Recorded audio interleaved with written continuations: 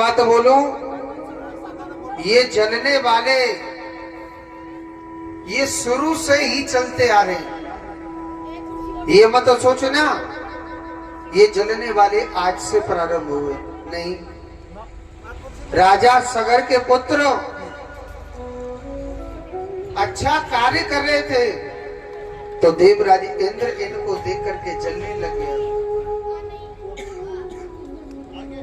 देवराज इंद्र इनको देख करके जलने लग गया था।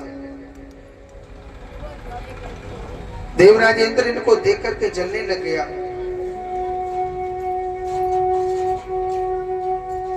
जब देवराज इंद्र इनको देख करके जलने लग गया था, देवराज इंद्र ने क्या किया था, उनके यज्ञ के घोड़े को चुरा करके ले गया था।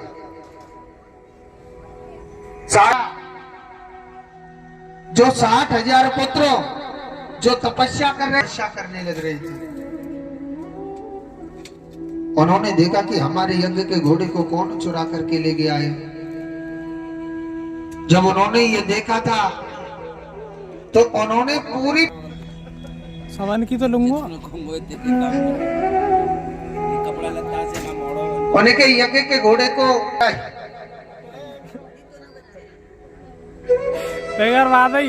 जब उन्होंने खोज लगाई, पूरी पृथ्वी पर खोदना स्टार्ट कर दिया था। जान बेगरवाई परतों ने धरती के अंदर गए, खोदते खोदते पाताल में देखा कि कपिल भगवान के आश्रम में वो यज्ञ का घोड़ा बंधा हुआ है।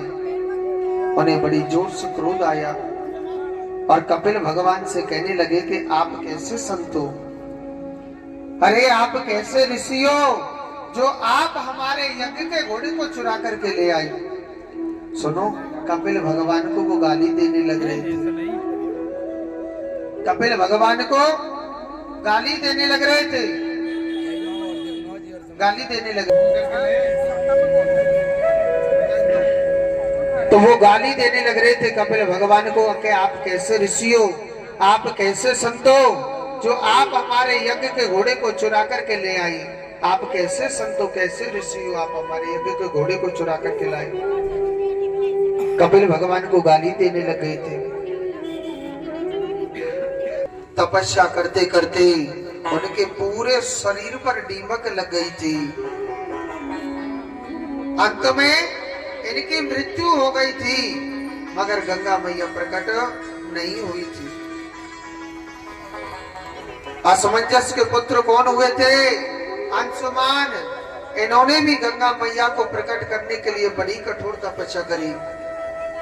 तपस्या करते करते इनके भी प्राण निकल गए, मगर गंगा मैया नहीं प्रकट हुई थी। अंशुमान के पुत्र कौन हुए थे? दिलीप। इन्होंने भी गंगा मैया को प्रकट करने के लिए बड़ी कठोर तपस्या करी।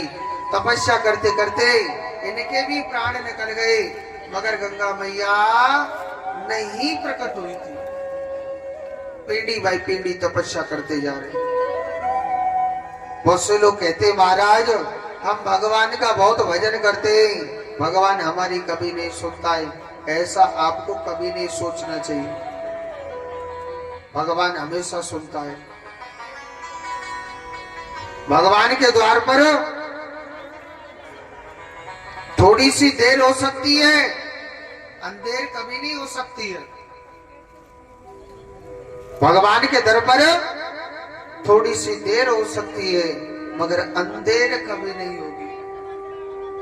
मेरा गोविंद ऐसा है, अंधेर नहीं हो सकती है, थोड़ी सी देर हो सकती है। भगवान के दर पर कभी अंधेर नहीं है। देखो बेटा गाय, भगवान के दर पर थोड़ी सी देर हो सकती है, क्योंकि रामायण क्या कहती है कि राम राम रटते रहो, और जब तक घट में प्राण, कबहु तो दीन दयाल की भनक पड़ेगी का। आप अपने मन की लगन भगवान से लगा देनी चाहिए। आप अपने मन की लगन भगवान से लगा देनी चाहिए। भगवान को आज हमारी याद आएगी, आज नहीं कल आएगी, भगवान को एक दिन हमारी जरूर याद आएगी। कभी हौसला नहीं तोड़ना चाहिए। मेरा कृष्ण, भगवान की याद जरूर, भगवान को हमारी याद जरूर आएगी, ऐसी बात नहीं आएगी, जरूर आएगी। मेरे नारायण के दरबार पे थोड़ी सी देर हो सकती है, अंधेर कभी नहीं हो सकती है।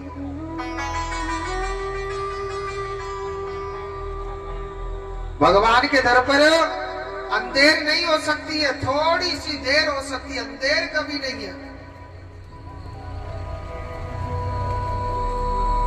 भगवान के दर पर थोड़ी सी देर रहती है, अंधेर कभी नहीं है भगवान के दर पर। भगवान को हमारी याद आती है, ऐसी बात नहीं आती, जरूर आएगी। अपने मन की लगन भगवान से लगा देनी चाहिए।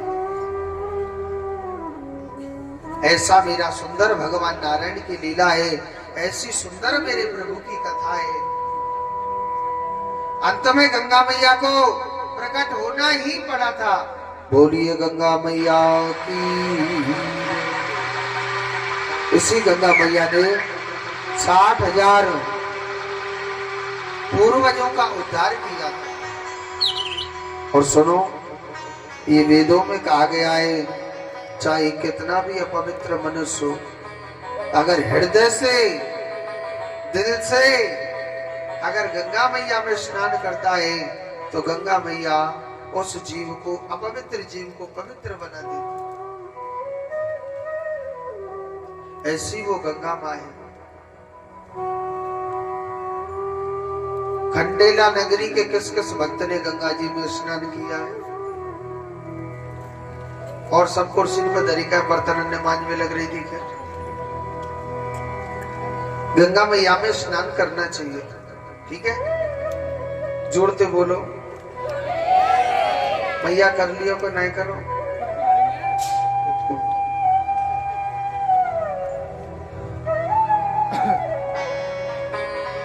और सुनो, इसी भागीरथ के पुत्र हुए थे अनेना, अनेना के पुत्र हुए थे मूलक, मूलक के पुत्र हुए थे खड़वांग, खड़वांग के पुत्र हुए थे धीरबाहु, धीरबाहु के पुत्र हुए थे राजा रघु, जो रघुवंशी कहलाई गई। राजा रघु के पुत्र हुए थे अज, और अज के पुत्र कौन होते हैं? राजा दशरथ। ऐसे सूर्य वंश का वर्णन आता है, ऐसे सूर्य वंश का वर्णन आता है। ऐसी सुंदर मेरे प्रभु की लीला। अच्छा सुनो, राजा दशरथ ने 3 ब्याह कर लिए, मगर काऊ पे बेटा ना हो। तीनों रानियों को कहा नाम, कौशल्या, कैकेयी, काकरी, संतरा, अच्छा सुमित्रा, मैं संतरा समझ रहा। कौशल्या, कैकेयी और सुमित्रा, तीन विवाह हो गए। एक छोटी सी मैं आपको बात बताता हूं, मनुष्य के पास कितना भी दुख आ जाए, ये अपने मन में लिख लेना, कभी किसी के आगे रोना मत, क्योंकि ये दुनिया बड़ी स्वार्थ की है। आपके दुख को ना रो रो करके पूछेगी और हंस करके उड़ा देगी कि फलाने के घर में ना ऐसा होने लग रहा। 2 दरवाजे ऐसे हैं, जितना रोना है जी भर के रोना चाहिए, जितना कष्ट सुनाना है जी भर के सुनाना चाहिए। 2 दरवाजे ऐसे, जितना रोना जी भर के रोइए। पहला द्वार मेरे कन्हैया का, मेरे भगवान का वो सच्चा दरबार है, मेरे नारायण का वो सच्चा दरबार है। अगर आप सच्चे मन से, सच्चे हृदय से भगवान के आगे रोगे, मेरा गोपाल ना आपकी जरूर जरूर सुनेगा मेरा कृष्ण। ऐसी बात नहीं सुनेगा, जरूर सुनेगा। और दूसरा दरवाजा गुरु का है। अपना सुख सुनाओ, दुख सुनाओ, गुरु को सुनाइए। और जिसका गुरु ना हो तो मेरे कृष्ण को गुरु मानो। कृष्णात् परम किमपि तत्त्वं न जाने। हे कृष्ण, तेरी माया को कोई भी नहीं जानता। मेरा जो कान्हा है, मेरा जो कन्हैया है ना, वो बहुत कृपालु है। हम किस राजा को भिखारी बना देते और कब किस भिखारी को वो भगवान राजा भी बना देता, पता नहीं चलने देता। मेरे नारायण की, मेरे कान्हा की बहुत सुंदर लीला है।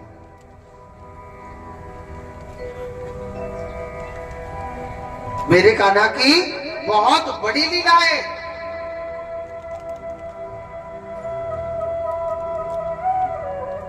ऐसी सुंदर भगवान की लीला। सुखदेव जी कहते हैं, परीक्षित, भगवान बड़े प्रसन्न हो गए थे। मेरे नारायण बड़े प्रसन्न हो जाते हैं, मगर राजा दशरथ के पास जब संकट आया, अपने गुरु के पास गए कि हे गुरुदेव, 3 विवाह कर लिए, मगर पुत्र किसी भी रानी पर नहीं होता है। प्रभु, कोई ऐसी कृपा करो महाराज, मेरे घर में कोई ना कोई संतान होनी चाहिए। प्रभु, ऐसी कोई कृपा करो ना प्रभु। तो गुरु वशिष्ठ मुनि के पास गए थे। वहां बड़े बड़े ऋषि मुनि बैठे थे। उन्होंने कहा, आप चिंता मत करो, आपके घर में जरूर अच्छे पुत्र होंगे, क्योंकि उनको मालूम था क्या भगवान राम आने वाले। तो उनके लिए बताया था, क्या आप पुत्र का कामिष्टि यज्ञ कराओ। बड़े बड़े ऋषि मुनि, बड़े बड़े दिव्य अलौकिक संत, त्रिकालदर्शी कर्दम ऋषि, वशिष्ठ मुनि, अत्रि मुनि, विश्वामित्र जी, कर्दम ऋषि, ऐसे ऐसे संत यज्ञ में जा रहे हैं आहुति देने के लिए।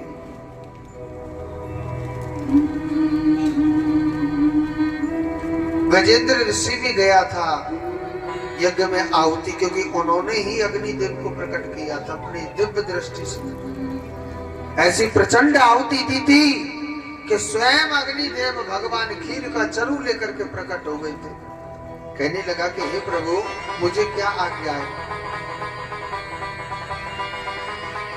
उन्होंने कहा कि पुत्र की कामना के लिए यज्ञ किया है। तो उन्होंने कहा कि इस खीर को आप अर्ध भागों में राजा दशरथ सभी रानियों के लिए खिला देना। नारायण की कृपा से जरूर संतान की उत्पत्ति होगी। तीनों रानियों के लिए अर्ध भागों में वो खीर खिला दी और तीनों रानियों के गर्भ धारण हो जाते हैं। 9वीं तिथि को और भगवान का आज अवतार होने वाला है। उससे पहले नारायण भगवान ने कौशल्या माता को चतुर्भुज रूप में दर्शन दिए थे। बोलिए नारायण भगवान की। भगवान के पीले वस्त्र से चतुर्भुज रूप में मेरा नारायण भगवान गया। कौशल्या माता ने मेरे प्रभु की बड़ी सुंदर स्तुति करी थी। कौशल्या माता ने बड़ी सुंदर स्तुति करी कि सशंख चक्रम सकृत कुंडलम सपीत वस्त्रम सरसीरुक्षणम संगार वृक्ष स्थल कौस्त भक्ष्यामि नमामि विष्णु शिरसा चतुर्भुज। कितनी सुंदर स्तुति है। सशंख चक्रम सकृत कुंडलम, मेरे भगवान के हाथ में, एक हाथ में शंख लगा हुआ है, एक हाथ में भगवान के चक्र लगा हुआ है, एक हाथ में पद्म है, एक हाथ में गदा लगी हुई है। मेरा नारायण कितना सुंदर लग रहा। एक बात बोलो, मेरा भगवान ना इतना सुंदर है। सिर्फ एक बार जो मेरे भगवान को देख लेता है ना, वो संसार में ना किसी को भी नहीं देखेगा। मेरा भगवान ना इतना सुंदर है। मेरे भगवान के पीले पीले वस्त्र हैं, गले में वैजंती माला है, इतना सुशोभित मेरे प्रभु का रूप। एक बार, सिर्फ एक बार जो मेरे गोपाल को देख लेता है ना, मेरे कृष्ण को देख लेता है ना, वो संसार में किसी से भी प्यार नहीं करेगा। मेरे प्रभु का ना इतना सुंदर रूप है। नमामि विष्णु शिरसा चतुर्भुजम, ऐसे विष्णु भगवान को मैं कोट कोट प्रणाम करता हूँ, मैं कोट कोट प्रणाम करती हूँ। कौशल्या माता तो बड़ी खुश हो गई। भगवान कहने लगे, अरे मैया मैया, अरे ओ कौशल्या मैया, देख हम तेरे लाला बन के आई मैया। मैया अपने घर की किवाड़ खोलना। मैया कह रही, महाराज जी मैं तो ना खोलने लगी। क्यों मैया?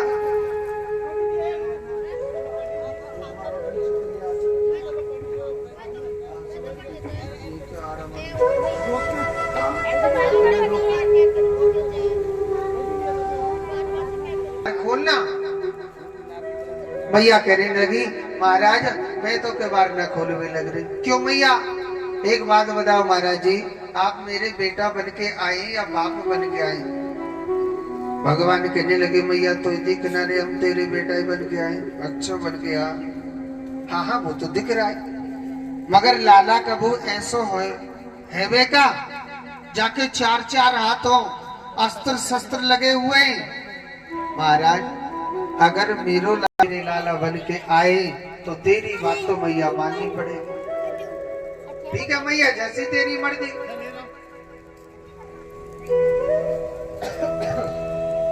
भगवान कहने लगे, मैया, भगवान ने दो हाथ हटा दिए।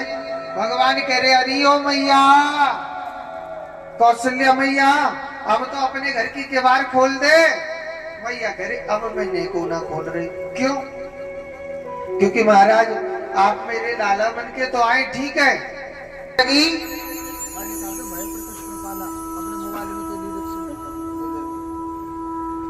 मैया कहने लगी, महाराज भगवान कहने लगे, मैया अब तो खोल दे के बार, अब हम छोटे से बन गए।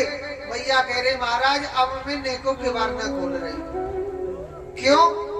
क्योंकि लाला जब आवे ना तो महाराज नंगो ही आवे। तुमने तो बड़े चटक मटक के मल्लू का कपड़ा पहना के जब दूल्हा बन के मेरे घर में आएगा। अगर आपको मेरो लाला बनना है ना, अगर आपको मेरो लाला बनना है तो पहले ना निवस्त्रीन होना पड़ेगा। भगवान राम कहने लगे, मैया तू तो हमें कछु ज्यादा ही दुखी करने लग रही है। पहले कह रही छोटे से बन जाओ, हम वो हो गए थे। फिर कहने लग रही दो हाथन ने हटा दो, हमने वो भी हटा दिया। फिर कह रही थी अस्त्र शस्त्र हटा दो, मैया हमने वो भी हटा दिया। अब भाई मैया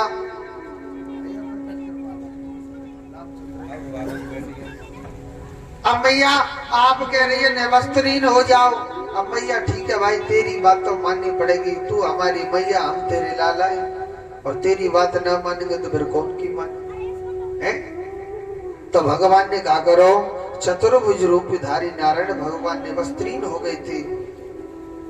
नवमी तिथि को ठीक दिन के 12 बजे, और आज मेरे प्रभु भगवान राम का अवतार होता है। बोलिए राजा रामचंद्र भगवान की। हमारे परीक्षित जी महाराज भागवत के मुख्य यजमान जी खड़े हो जाए एक बार।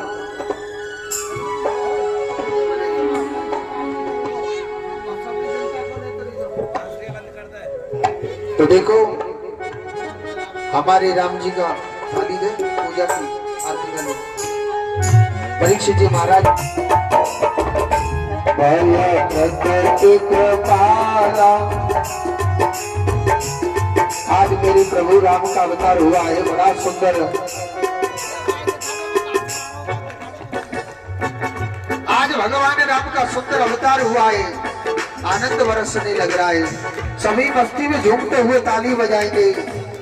बोलिए राजा रामचंद्र भगवान की। कृपाला दीन दयाला कौशल्या हितकारी, सुतमय तारी मोते मन हारे अद्भुत रूप विचार छठ अभिराम भजो भजो श्याम